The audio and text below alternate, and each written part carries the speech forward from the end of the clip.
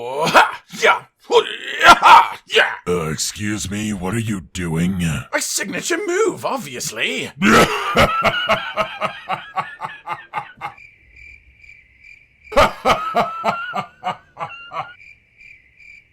That's so cute, Cotton. Ladies, gentlemen, and monsters of all ages, I hope you've had a wonderful holiday season, because it's time to get back to work hunting those dastardly monsters. But among them dastardly monsters, what are the most dastardly moves? The ones that grab your attention the most, the ones that are rare to see, the ones that put you in extreme danger, but are beautiful nonetheless. So today, you hungry hunters, I present to you my list of the top 10 signature moves in Monster Hunter, with the classification being a singular monster attack consisting of a unique, beautiful, and extra powerful move, meaning that something like Adalkaz Adalnesto doesn't quite count, because it is more of a phase than an attack. It's not technically a single moment of awesomeness so much as a long, super drawn out experience.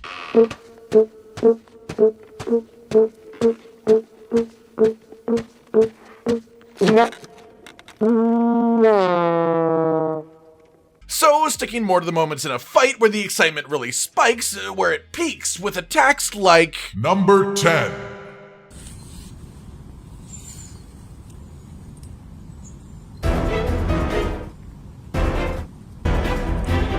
Blackveil Vaal Hazak.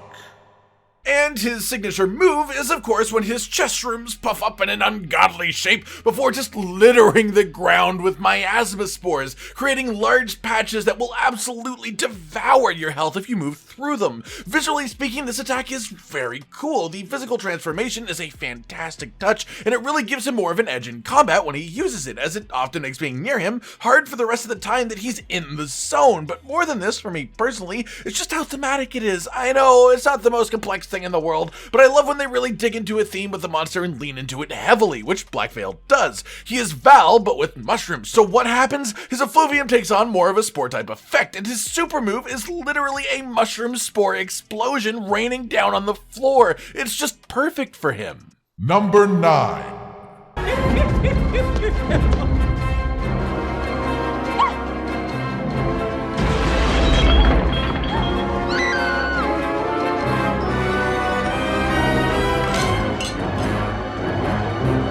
Savage Deviljho.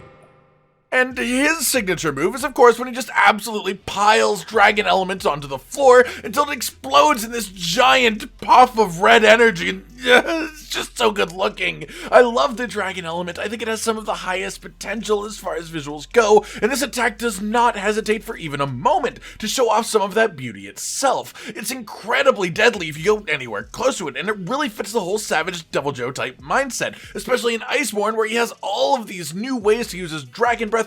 But I will say I am sort of sad that they didn't somehow make him dance like he did in the old games while this attack is happening. Just somehow sneak that in there as a reference to his most hilarious old animation. That said, maybe it does benefit from being taken totally seriously, as it might be hard to laugh anyways when faced with the beauty of this ability. And honestly, the way that it looks really is the majority of why I like it. So, you know, I'm pretty damn okay with how it turned out in the end. Number 8.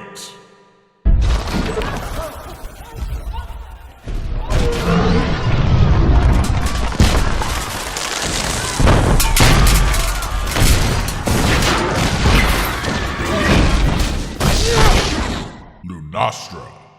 And specifically, of course, her Supernova. This move, especially now in Master Rank, is absolutely dreaded by hunters for its nearly unparalleled killing ability. I still, to this day, don't think I have done a Master Rank 4-man tempered Lunastra hunt without somebody dying to the Supernova at some point. This thing is absolutely insane on the damage front, and the way it achieves it is part of what makes this attack so cool, as it is, well, the warmth. The heat damage. The initial drop, of course, is still a worry, but the main thing that kills you from this is both the heat damage radiating out from her after she lands and the extensions of her fire puddles, which essentially make the zone a massive death trap of tiny little flamethrower turrets she can fire at will. And needless to say, after that description, the attack is totally gorgeous too, especially as it uses the blue fire that Lunastra is known for. And with this one, I really appreciate the use of two of her most prominent unique mechanics: her general heat damage that you need a cool drink to stave off, and her growing flame pools as main fixtures of her signature move. To be concise, I think it ties off her moveset perfectly, in an incredibly beautiful and deadly way. Number 7.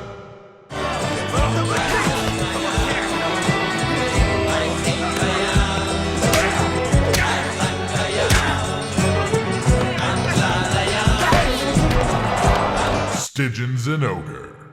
And by this, I mean his giant dragon element combo. And I know I said the qualification for this was singular moves, but this attack is a unique sequence where when it starts, the moves always come out in the same manner, they're always the same moves, in the same pattern, at the same speed. So as far as I'm concerned, this is one singular ability, just a singular ability made up of multiple individual attacks. So I am absolutely going to count this, especially because it is a really impressive move for Stygian Zinogre to pull out. Starting off by sending out waves of lightning, then doing his strongest bounce attack twice in a row, followed by a beautiful spin dive. I've stuck window. Oh, why'd you come in? We were just about to have some cheese. And visually speaking, this sequence is totally breathtaking. It's a non-stop frenzy of crazy energy and a relentless onslaught of high damage attacks from the monster, which really pumps up the heart-pounding nature of this moment too. If you get hit by any of the main attacks here, you're gonna wind up in pretty bad shape, so you just wind up trying your best to not get hit through this flurry of danger while at the same time trying to take in the visuals, and it's just very enjoyable to me. I don't think there's a better way to say it. Number 6. Everyone will be able to see me for who I truly am. And who are you? Don't you know? I'm Electro. Namielle. The deep sea dragon herself, Namielle's signature move is of course the zone-ending attack, where she just expels all of her water onto the ground before flying up and diving down with a massive electrical surge that turns the water that she just put down, as well as any pre-existing puddles, into a gigantic explosion of steam. This thing is just absolutely stunning. It's fantastic. I love it. It's a big part of why I love her as a monster too, with the only thing that I have against it being from a combat perspective, and it's that she always leaves the zone after doing this attack. So while it is a bit of a tense moment to dodge the blast itself, it's really quite comforting to know that you'll be safe to heal up and patch up your wounds after the fact. That said, that is also one of the ability's greatest strengths in my eyes as well, due to the lore and of course thematicness of this, because what this signature move is not an offensive big bang, it's a defensive measure, a means to make a safe escape. Namielle is doing the equivalent of squirting out an ink cloud to escape from her predators, and it makes so much sense from her own biological standpoint too, as the water that Namielle uses to make this attack happen is her water armor itself, her protection. She literally sheds her protection to make a distraction so she can leave easier. How cool is that? And how much does it fit her deep sea nature? Significantly to both, I say, and as far as I'm concerned, that totally makes up for it being slightly less frightening in combat, and then some. Number 5. The gravitational forces of the entire mass overcoming the electromagnetic forces of individual atoms and so collapsing inwards. If the star is massive enough, it will continue this collapse, creating a black hole. Boltreaver Astalos. Deviant of the old world, one of those precious generation's ultimate babies. Boltreaver Astalos is extremely cool in his own right, and has a couple of particularly powerful moves, but nothing quite as interesting as what I consider a signature move, the black hole. He literally creates a magnetic ball of energy that pulls you in before exploding when he lands directly on top of you. And this attack is really fun from a combat perspective, not only because of the legitimate danger and tension that it creates, but because of how unique it is to deal with as well, as the best way to avoid damage from this is to run in a straight line away from it until you can manage a well-timed Superman dive. Wait a minute! Okay, yeah, when I put it that way, it does sound like dodging every other attack in the entire series, but it doesn't feel like dodging every other attack. In fact, it doesn't feel like dodging any of the other attacks. It feels totally unique, and that is worth so much in a series with as many fights as Monster Hunter. But that isn't giving the black hole itself the respect that it deserves. It is visually awesome for the old style games, and I can only imagine how cool this move would look if it ever came to the new style of games with their enhanced graphical abilities. But mechanically, this is one of the most sound moves on this list. In theory, it's so simple, but in practice, it creates a legitimately tense situation with a very nice visual flourish on top of it. Number 4.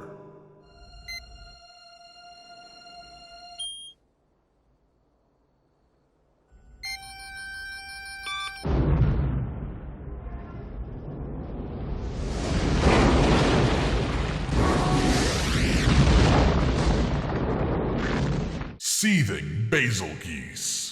Alright, this one really did have to be up here for me. I mean, it's absolutely breathtaking. As Bazelgeuse spins into the sky and sends his mutated scales out flying just in every direction, spread out in a massive circle, before of course crashing down in a massive explosion that sets off a chain reaction of gorgeous fiery death, followed by an absolutely blood-curdling roar.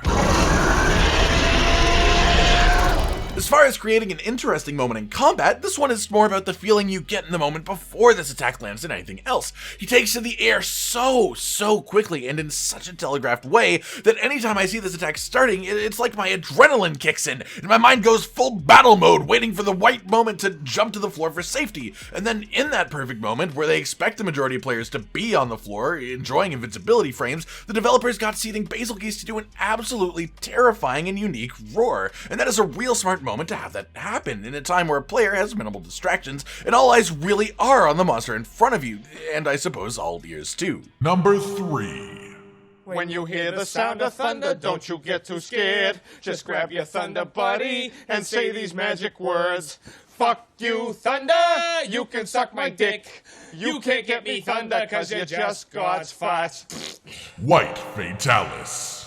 One of the eldest of the Elder Dragons, White Fatalis' Dragon Lightning Storm is, in my opinion, one of the greatest visual feats of the old world. The way that he flies into the sky in full view the entire time, calling down a massive amount of red lightning strikes with a roar that cracks through the sky. And seeing him do his thing in the distance absolutely adds to this too. The hits are dangerous and are very good at finding you unless you're on top of your dodging game, and getting hit by one more often than not leads to being hit by multiple, simply due to the relentless nature of the red lightning of this attack. But what I find particularly interesting about this personally is the potential for the future with this. In its current state, considering the lore behind the area he fights, the showing of incredible power, and the feeling of being caught in the middle of this attack, I truly consider this move to be number 3. But if White Fatalis ever makes it to the new world through further DLC for Iceborne or in a future game, this signature move could possibly evolve into one of the coolest sights in all of gaming.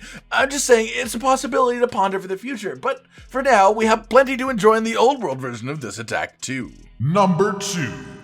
Patrick! Yeah, SpongeBob? I don't think this bubble can get much bigger. Nonsense! Shara Ishvalda. And this is where the list starts to separate a little bit, at least in my opinion, where there are a couple of very clear frontrunners. And honestly, you probably already know what number 1 is if this is number 2, but yes, number 2 is the Vibration Bomb attack. From the very beginning of the animation, Shara shows his immense power over terraforming and just sinks himself into the floor, literally burrowing to one side of the zone with honestly terrifying speed, only to come up and use the power from each of his individual tendrils to come together and create this giant ball of pure sound energy. It is absolutely terrifying. Like, the beauty of this attack alone puts it in the top 5 before we even get to how the combat feels at the moment of the fight. When it's firing up, all the softer patches of sand in the ground start spewing up rocks, so the best way to avoid this attack is to run to the far opposite side of the arena from where Shara digs up from underground, while avoiding these sandy patches, as the bomb itself doesn't reach that far. Yeah, I think the one thing this attack is missing is a touch more speed, at least for people who've fought it a few times. The first time you hunt this monster, this attack is plenty difficult enough, but once you know what is happening and how you should dodge it, it's nearly impossible to get hit, honestly. Even if you're stuck in an animation, you have the time to finish it, sheath your weapon, and then go for a nice stroll across the zone, but it still feels epic, and that is because the visuals are just that far on another level from everything up to this point, in my opinion. Number 1. They're on their way to go and touch the wishing star. Those kids are gonna be rich, but what about me? Safi'jiiva. The newly crowned king of the signature move, the Sapphire of the Emperor attack, literally left me speechless the first time that I saw it come to life in front of me. The only moment of the fight where the creature takes to the air other than to change zones, so you already know something big is about to happen, and then the fucking air around you looks like the burner on a stove, like you are actively inside of an intense blue fire, like you are actively cooking, before creating what literally looks like a blue star from the monster's mouth, which ever so slowly and gracefully, like a star, falls from the sky, before creating just the straight up largest largest and best looking explosion in the series. Like, actually, when I said these top two were on a different level, I meant it. But the reason is also relatively obvious. They are the two most lore powerful monsters currently in Iceborne, which is the most graphically advanced entry in the series. Their fights are created to be large, enjoyable spectacles, and their signature moves are the pinnacle of this, with Safi, in my opinion, being the more exaggeratedly good of the two.